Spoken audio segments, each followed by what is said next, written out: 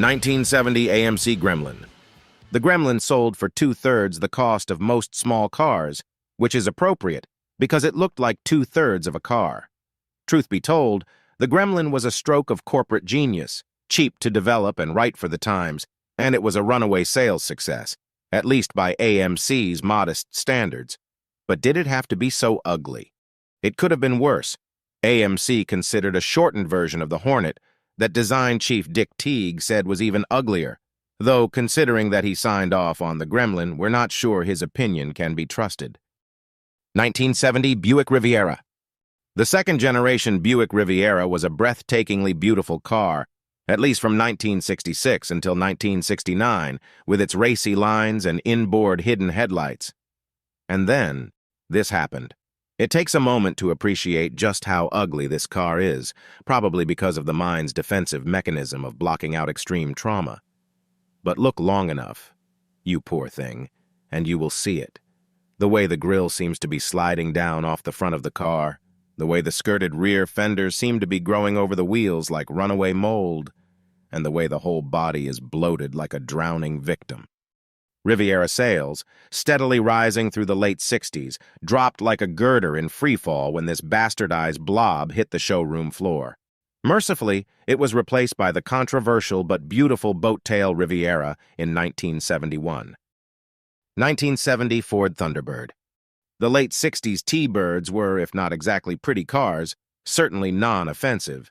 And then 1970 came along, and Ford decided to stick a giant beak on the front. Seriously, Ford. The emphasis should be on thunder, not bird. 1970 Porsche 914. It is difficult to design a well-proportioned mid-engine car, though we'd argue that Chevrolet has finally done it. But there's more to the Porsche 914's strangeness than the huge expanse of space between the B-pillar and the rear wheel. There's just something about the 914, its awkwardly swept-back greenhouse, its super-square, squared-off bodywork, its relatively unadorned lines, that makes it not only a dorky-looking car, but one that has accepted its dorkiness. We're not saying that dorkiness is unappealing. We love the 914, but we think a Porsche should be styled like a car you dream about, not the reality you wake up to. 1970 Saab Sonnet 3. The third-generation Sonnet was designed with American buyers in mind, and someone must have told the Swedes that Americans like cars with huge front overhangs. That was a joke, Saab. A joke.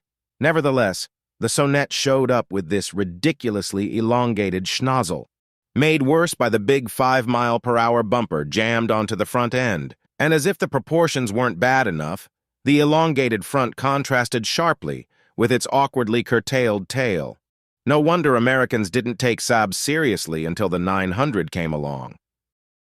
1972 Subaru GL Coupe. Subaru, like other Japanese automakers, was making steady inroads into the U.S. market with smart, efficient, and practical small cars that were sensible, if not exactly stylish. So their designers tried stylish, and this is what happened. Our guess is that the Subaru GL was just a little too long to fit into the shipping crate, and the solution was to cut 8 inches off the tail, stick on a bumper and taillights, and send it on its way. 1973 Leyland P76. Lest you think that British Leyland only made Brits miserable, the P76 is proof that the world's most notorious crap car conglomerate tried to spread that despair to the farthest corners of the Commonwealth. The P76 was a big car produced by Leyland Australia, and our guess is that the design mandate was to eliminate any lingering desire to reform the empire. The wedge shape allows the trunk to accommodate a 44-gallon drum, preferably one full of something incendiary.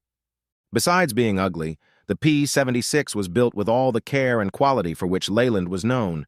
In other words, none. And after 2 years and just 18,000 sales, the P76 was history. 1973 Reliant Robin. Three-wheel cars don't have to be ugly, though most of them are. The problem with the Reliant Robin is not just that it's ugly, but that it's so desperate. Even its predecessor, the ironically named Reliant Regal, managed some barely detectable smidgen of visual dignity. But the Robin looks like exactly the car you would buy when you can't afford to buy something that is exactly a car. Austere, goggle-eyed, and seemingly satisfied to wallow shamelessly in its subcar status, The robin seems to be begging for the smallest scrap of our affection, which we feel completely justified in withholding. 1974 Bricklin SV1. Malcolm Bricklin is the man who foisted the Subaru 360 and the Yugo on American buyers, and if that isn't proof of malignant intent, we don't know what is. His one attempt at making a car of his own was the Plastic Fantastic Safety Vehicle 1, and it was terrible in so many ways, including visually. There are the Gugundo bumpers front and rear, the gun-slit windows, and those oh-so-1970s turbine vane wheels that belong on a Chevy van with Shaggin' Wagon painted in day-glow balloon letters on the side. Assembly quality was abysmal, body panels warped, often before they were attached to the chassis. The hidden headlights liked to stay hidden. The cars leaked like they were made of cheesecloth, and the 90-pound gull-wing doors would bend or break under the force of their hydraulic actuators. If they opened at all, that is. A buggy electrical system often trapped owners inside the cars. Ugly to look at and ugly to own, that was the Bricklin. 1974 Sebring Vanguard City Car. If you've ever wondered how electric cars got a reputation as glorified golf carts, well, here you go. The city car, brainchild, or perhaps brain fart, of a company called Sebring Vanguard, literally was a glorified golf cart, with a 2.5 horsepower motor, later upgraded to 6 horses, and a wheel chock-shaped body that must have cost tens of dollars to design. It had a 40-mile range and could accelerate to 60 miles per hour in 6.2 seconds. Oh, sorry. That's how long it took to accelerate to 25 miles per hour, which is 3 miles per hour shy of the original version's top speed. A company called Commuter Vehicles bought the design in the late 70s, renamed it the Commuter car, and added the ridiculous bumper extensions you see here. We're not sure why, as it was an inherently unsafe car. Every time they got in, the driver risked dying of embarrassment. 1974 Ford Mustang II. We'll skip the debate about whether the downsized Mustang II was a stroke of genius or a national tragedy. That's a conversation for another time. Sure, the Mustang II looked silly, but the major visual offense was the luxury-themed Ghia model, a victim of Ford's notion that any car could be made better with the addition of opera windows. It was one thing to shrink the Stang, but attempting to give it a luxury vibe with a padded vinyl formal roof and color-keyed bumpers was nothing less than a crime against humanity. And did they think we wouldn't notice that the hubcaps were lifted from the Granada? Come on. The Mustang II was a strong seller, but we think this was in spite of the Mustang Ghia rather than because of it. 1974 Vanden Plas 1500. The Detroit Three were rightly criticized throughout the 1970s and 80s for badge engineering. The process of taking a crappy car and putting a fancy grille on it, thereby magically transforming it into something truly special. But British Leyland raised this to an art form, provided your definition of art involves spreading feces on canvas. Witness the Vanden Plas 1500. Based on the miserable Austin Allegro, it featured a stand-up chrome grille, genuine leather seats, deep pile carpet, and fold-down walnut tables for the back seats, presumably so that the owner had a comfortable place to enjoy lunch while waiting for the tow truck. And for this, BL charged nearly twice as much as the Allegro. Presumably, the target buyer was someone who looked at a Jaguar XJ6 and said, "It's lovely, but have you got anything smaller and shittier?" 1975 AMC Pacer. Ah, the Pacer, the first wide small car.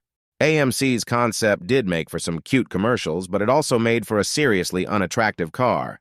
The Pacer's huge glass area was designed to give drivers better visibility, but instead it made them feel like a goldfish being boiled in its own bowl. Out back, the taillights looked like they were designed with a cake frosting spatula. The Pacer got even uglier in 1978. As shown in our photo, AMC fitted a bulging hood and stand-up grille that provided clearance for the new optional V8. An attempt to give the Pacer the power it needed to move all that heavy glass, with no worries about economy since the cast-iron 6-cylinder engines were already gluttons. Poorly conceived and poorly executed, the Pacer was a car for dorks before dorks were cool. 1975 British Leyland Princess. The Princess is yet another abomination from across the Atlantic. Originally introduced under the Austin, Morris, and Wolseley brands, the car eventually became a stand-alone marque, presumably because none of the existing BL makes wanted anything to do with it. The Princess was an awkward, wedge-shaped car that looked like a hatchback, except it wasn't. What trunk, sorry boot space there was, had to be accessed through a tiny lid. That made it impractical as well as unattractive and unreliable. Shortly after the Princess was introduced, British Leyland collapsed and had to be nationalized. Was anyone surprised? 1977 Datsun 200SX. By the late 1970s, Datsun, later Nissan, had earned a good reputation in the United States thanks to handy little economy cars like the B210 and 510 and brilliant sportsters like the 240Z. And then this happened. The 200SX was a rear-drive sports coupe with a 2-liter engine and a grille apparently influenced by an electric shaver. Surprisingly, there were very few complaints about the C-pillar blocking rearward visibility, most likely because there were very few buyers. The 200SX was too slow to be sporty and too thirsty to be thrifty. What it was best at was rusting, something it did with admirable rapidity and enthusiasm, the end result being that few are left to assault our eyes today. 1977 Lada Caballero. The Chevrolet Chevette was a pitiful car, slow, noisy, and thoroughly miserable, but at least it wasn't tragically unattractive. That's something Mr. Donald E. Steinbach of Port Falls decided to set right. He slapped on 350 pounds of Bondo and fiberglass, endeavoring to endow his Frankencar with styling cues from the first-generation Monte Carlo, and resold it for nearly double the Chevette's price.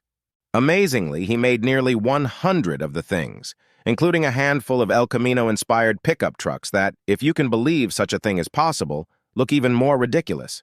Apparently, he named the car after his wife. Grounds for divorce, if you ask us, though why he coupled that with a misspelling of the Spanish word for gentleman is anyone's guess. Mr. Steinbach apparently lost his shirt on the whole works, so there is some justice in the universe.